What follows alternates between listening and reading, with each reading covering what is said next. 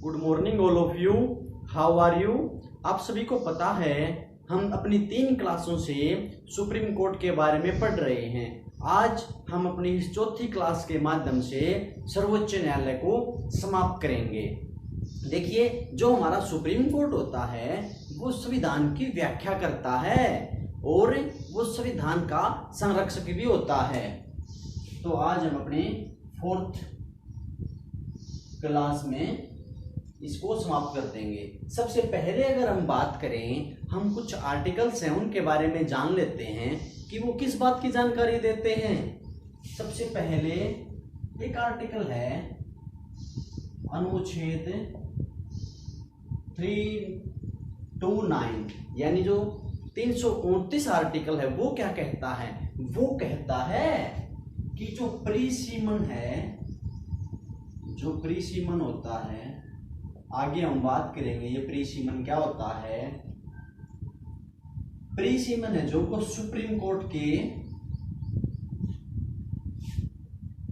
कार्य क्षेत्र से बाहर है, बाहर होता है। यानी प्रीसीमन को आप सुप्रीम कोर्ट में चुनौती नहीं दे सकते, वो सुप्रीम कोर्ट के कार्य क्षेत्र से बाहर होता है। आगे चलकर हम बात करेंगे कि इसके क्या क्या कार्य हैं और अब कौन सा जो प्रीसीमन है वो कार्य कर रहा है। एक आर्टिकल और देख लेते हैं, अनुच्छेद 262, यानी जो 262 आर्टिकल है वो क्या कहता है। वो कहता है कि अगर हमारी संसद चाहे तो जल विवादों के निपटारे के लिए, जो जल विवाद होते रहते हैं राज्यों के बीच, जल संधि बना, अगर हमारी संसद चाहे तो जल विवादों के निपटारे के लिए प्राधिकरण यानी ट्रिब्यूनल का निर्माण कर सकती है। ठीक है। और देखिए, आप सभी को पता होगा कि कर्नाटक, आंध्र प्रदेश और जो तमिलनाडु है उनका कावेरी नदी के जल के ऊपर विवाद चला रहता है। और ऐसे ही पंजाब, हरियाणा और राजस्थान का भी जल विवाद काफी समय से चला आ रहा है। तो हमारी संसद के पास यह अधिकार है कि वो इनके संबंध में प्राधिकरण का निर्माण करके, ट्रिब्यूनल,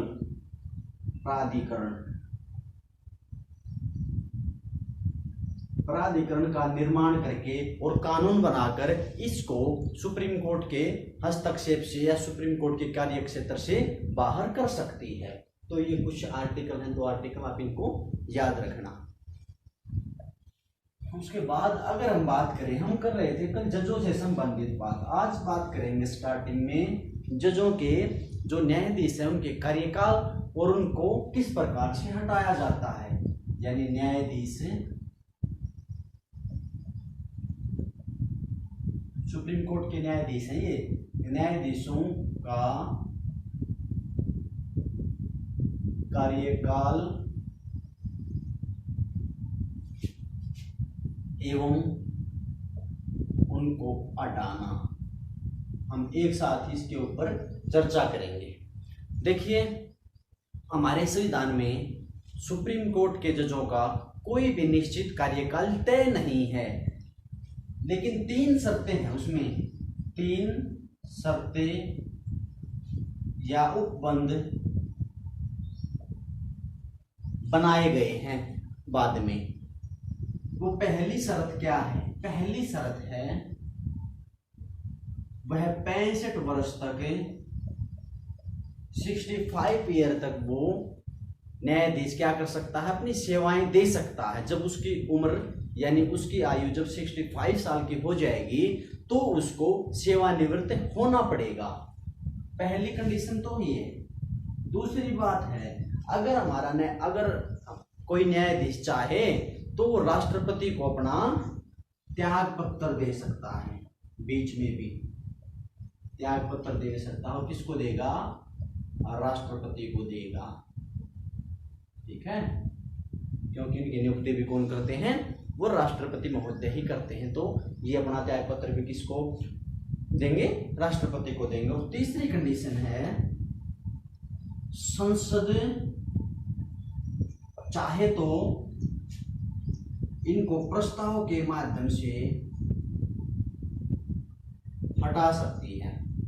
ठीक है, संसद के हाथ में भी ये बागडोर है कि अगर वो चाहे तो इनको सदन में प्रस्ताव लेकर आए और उसके द्वारा इनको हटाया जा सकता है। देखिए कुछ कानून बना रखे हैं 1968 और 1969 में हमारे संसद ने कुछ कानून बनाए थे, इनके हटाने के संबंध में उनके बारे में हम बात कर लेते हैं। अगर हम बात करें आर्टिकल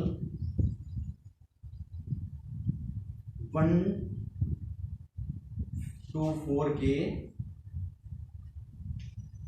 3 भाग की 3 और 4 जो सब क्लोज है उसके में क्या दे रखा है, उसमें दे रखा है कि जो न्यायाधीश हैं उनके कार्य व प्रक्रिया, यानी इनको हटाने के जो प्रक्रिया है उसका आधार दे रखा है कि वो किस प्रकार कार्य करेंगे हमारा सदन, और क्या उसकी प्रक्रिया रहेगी, उसके आधार दे रखे हैं। उसके आधार के बारे में बता रखा है। और 124 में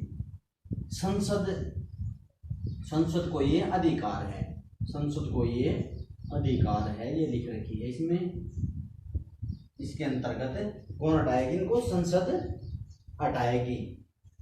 और अगर हम बात करें एक आर्टिकल की और बात कर लेते हैं, आर्टिकल 217(1), इसमें लिखा हुआ है कि जिस प्रकार सुप्रीम कोर्ट के न्यायाधीशों को हटाया जाएगा आर्टिकल 124 के सब क्लोज 4 के माध्यम से, उसी प्रकार हाई कोर्ट के न्यायाधीशों को भी हटाया जाएगा। तो उसकी जानकारी लिख रखी है आर्टिकल 217 के सब क्लोज 1 में, यानी हाई कोर्ट के न्यायाधीशों को भी उसी प्रक्रिया से हटाया जाएगा।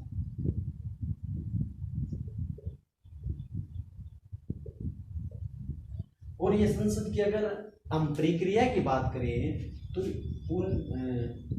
1968 न्यायाधीश अधिनियम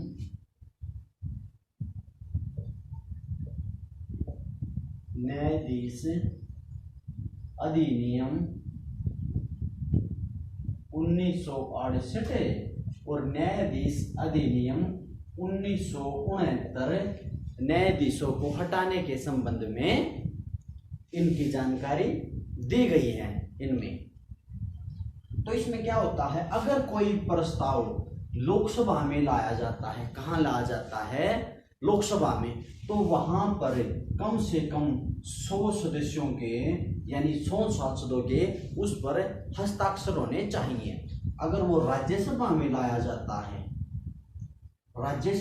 जाता है तो कम से कम 50 सांसदों के उस पर हस्ताक्षर होने चाहिए, या 50 सांसद उसमें एग्री करते हों, सहमत होने चाहिए।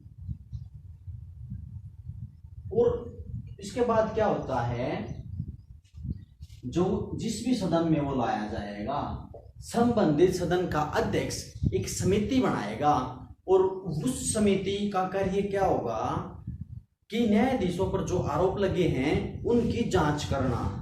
देखिए न्यायाधीशों को किस आधार पर हटाया जाएगा, अगर हम बात करें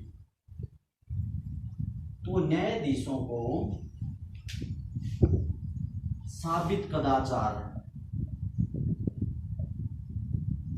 यानी प्रूव्ड मिसबिहेवियर, साबित कदाचार या अक्षमता, इनकैपेसिटी, इन आरोपों के आधार पर न्यायाधीशों को हटाया जाएगा। हमारे संविधान में इनकी जानकारी नहीं मिलती है, पहले जो हमारा मूल संविधान था, लेकिन बाद में इनको जोड़ा गया है इस अधिनियम के माध्यम से। तो ये जो प्रूव्ड मिसबिहेवियर या इनकैपेसिटी के माध्यम से न्यायाधीशों को हटाया जाएगा। और जब वो लोकसभा में लाया जाएगा तो 100 सदस्य, और राज्यसभा में लाया जाएगा तो 50 सदस्य उस पर एग्री करते होने आवश्यक हैं। और जब वो संबंधित सदन का अध्यक्ष समिति का निर्माण करेगा, समिति का गठन करेगा, और उस समिति में कितने सदस्य होंगे? 3 सदस्य होंगे। और वो 3 सदस्य कौन कौन से होंगे? उनमें एक तो होगा सुप्रीम कोर्ट का न्यायाधीश, ठीक है, सुप्रीम कोर्ट का न्यायाधीश होगा, और एक सदस्य होगा हाई कोर्ट का मुख्य न्यायाधीश, और एक होगा विधि का जानकार, यानी जो कानून का ज्ञाता होगा। ये 3 सदस्य मिलकर एक समिति बनाएगा। संबंधित सदन का जो अध्यक्ष होगा, चाहे वो राज्यसभा का हो चाहे वो लोकसभा में का हो, और फिर ये समिति क्या करेगी? ये सारे जो आरोप लगाए हैं उन आरोपों की जांच करेगी और फिर अपनी रिपोर्ट उस सदन में पेश करेगी, उस सदन के अध्यक्ष के समक्ष। हाँ, जब ये प्रस्ताव लाया जाएगा सदन में तो उससे 14 दिन पहले, कितने दिन पहले? 14 दिन पहले संबंधित न्यायाधीश को सूचना देना अनिवार्य है। और जब जिस दिन सदन में बहस होगी इस प्रस्ताव के ऊपर, जिस दिन सदन में बहस होगी, तो उस दिन वो न्यायाधीश जिसके ऊपर आरोप लगाए गए हैं, या तो वो खुद आकर अपना पक्ष रख सकता है या किसी अधिवक्ता यानी वकील को अपना पक्ष रखने के लिए संसद में भेज सकता है। लेकिन हाँ, याद रखना, महान्यायवादी इनका पक्ष नहीं रख सकते, क्योंकि जो महान्यायवादी होते हैं, जो अटॉर्नी जनरल होते हैं, वो सरकार के वकील होते हैं, ठीक है, वो केवल सरकार का ही पक्ष रखते हैं। तो ये खुद आ सकते हैं या ये अपने किसी मन पसंदीदा वकील को अपना पक्ष रखने के लिए सदन में भेज सकते हैं।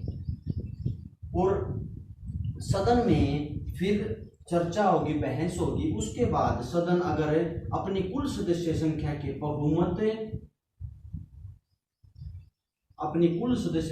बहुमत या उपस्थित व मतदान करने वालों के 2/3 बहुमत से अगर वो प्रस्ताव पास कर देता है, इनमें से जो भी अधिक होगी संख्या उससे पास कर देता है, फिर वो दूसरे सदन में जाएगा, और दूसरा सदन भी उसी सत्र में, ध्यान रखना, उसी सेशन में पास करना अनिवार्य है, ना कि अगले सेशन में।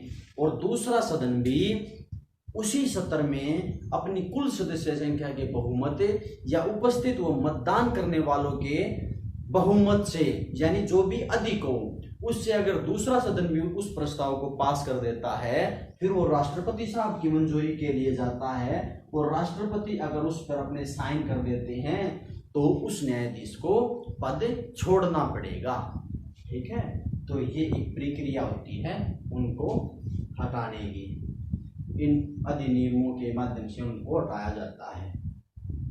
और आरोप क्या होंगे? साबित कदाचार के और अक्षमता के, ठीक है। अक्षमता शारीरिक या मानसिक भी हो सकती है, और आरोप किसी भी प्रकार के लगाए जा सकते हैं। भ्रष्टाचार का आरोप है या कोई और भी आरोप है, तो इस प्रकार से उनको पद से हटाया जाएगा। और ध्यान रखना, जब तक ये प्रस्ताव पास नहीं होता और तब तक वो अपने कार्य एवं सेवाएं देते रहेंगे, ठीक है। जब तक वो कार्य करते रहेंगे तब तक प्रोसीजर चल रहा है, तब कंप्लीट प्रोसीजर हो जाएगा, तभी उनकी पद से छुट्टी होगी। और ध्यान रखना, जो न्यायाधीश हैं कभी भी वो सस्पेंड नहीं होते, जो न्यायाधीश हैं वो कभी भी सस्पेंड नहीं होते, ठीक है। तो इस प्रकार उनको हटाया जाता है। आज तक अगर हम बात करें तो किस किस को हटाया गया, और कुछ न्यायाधीशों के बारे में बात कर लेते हैं। देखिए, सबसे पहले की बात अगर हम करें तो 1949 की अगर हम बात करें तो उस समय हमारी जो संविधान सभा थी,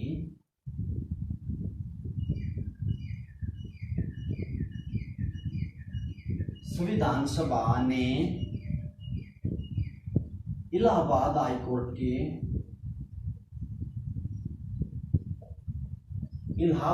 कोर्ट के न्यायाधीश को हटाया था। और उस समय 1935 का जो एक्ट था उसके माध्यम से ही उनको हटाया गया था सबसे पहले।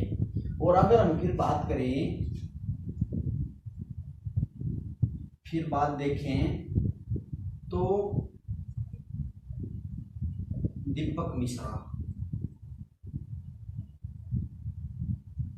काफी बड़ा नाम है, ये हमारे सुप्रीम कोर्ट के मुख्य न्यायाधीश रह चुके हैं। इनके खिलाफ भी, इनको हटाने के लिए भी राज्यसभा में प्रस्ताव आया था। कहां पे आया था?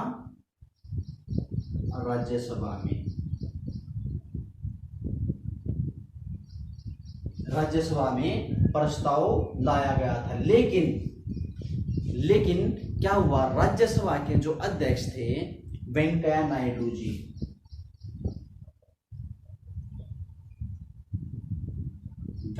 नायडू जी ने उस प्रस्ताव में दम नहीं लगा। और ये सदन के अध्यक्ष के पास ये पावर होती है कि अगर उसको उसमें पावर नहीं लगती है तो उस प्रस्ताव को वो खारिज कर सकता है। तो ऐसे ही वेंकैया नायडू ने दीपक मिश्रा पर लगे हुए आरोपों के खिलाफ जो प्रस्ताव आया था उसको क्या कर दिया? खारिज कर दिया।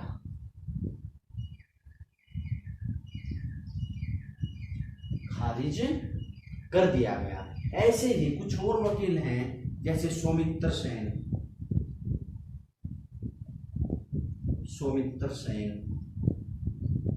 एक कलकत्ता हाई कोर्ट से थे, पीडी दिनाकरण,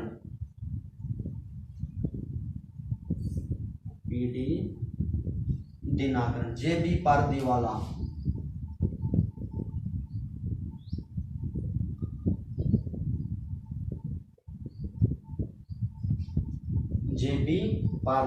और एस के सेंगल, इनके खिलाफ भी राज्यसभा में प्रस्ताव आया था। इनको हटाने के लिए राज्यसभा में प्रस्ताव आया था। लेकिन जो सौमित्र सेन थे वो तो भारत के इतिहास में पहली बार राज्यसभा में अपना पक्ष रखने के लिए पहुंच गए थे। और जब ये अपना पक्ष रखने पहुंचे फिर भी जो प्रस्ताव था वो अपेक्षित बहुमत प्राप्त कर गया। और जब वो राज्यसभा से प्रस्ताव पास हो गया तो जो सौमित्र सेन थे वो खुद उन्होंने अपना त्याग पत्र दे दिया, क्योंकि राज्यसभा में प्रस्ताव पास होने के बाद लोकसभा में जाना था। लेकिन लोकसभा में जाने से पहले ही सौमित्र सेन ने अपना त्याग पत्र दे दिया। तो ये एकमात्र ऐसे न्यायाधीश थे जो राज्यसभा में अपना पक्ष रखने के लिए चले गए थे। देखिए एस के सेंगले थे जो इनके ऊपर जो आरोप लगे हुए थे और जो समिति या जो कमेटी इन आरोपों की जांच कर रही थी तो उसी कमेटी ने इन पर लगे हुए आरोपों को खारिज कर दिया था। तो इनको राहत मिल गई थी। और जो सौमित्र सेन थे इनके ऊपर भ्रष्टाचार के आरोप थे, कुछ 35 करोड़ समथिंग कुछ ऐसा इनके ऊपर आरोप था। तो ये कुछ न्यायाधीशों की हमने बात की।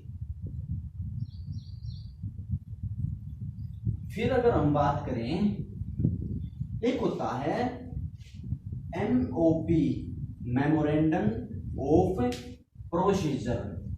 जो मेमोरेंडम ऑफ प्रोसीजर होता है उसके बारे में हम डिस्कस करेंगे। MOP, मेमोरेंडम ऑफ प्रोसीजर, ये एक दस्तावेज होता है। ये क्या होता है? एक डॉक्यूमेंट्स ही होता है। इसमें क्या लिखा होता है? इसमें लिखा होता है कि मान लो अगर CGI का पद खाली होने वाला है, यानी थोड़ा ही समय बचा है और CGI अपनी सेवानिवृत्त हो जाएंगे, तो फिर जो हमारा विधि मंत्रालय है,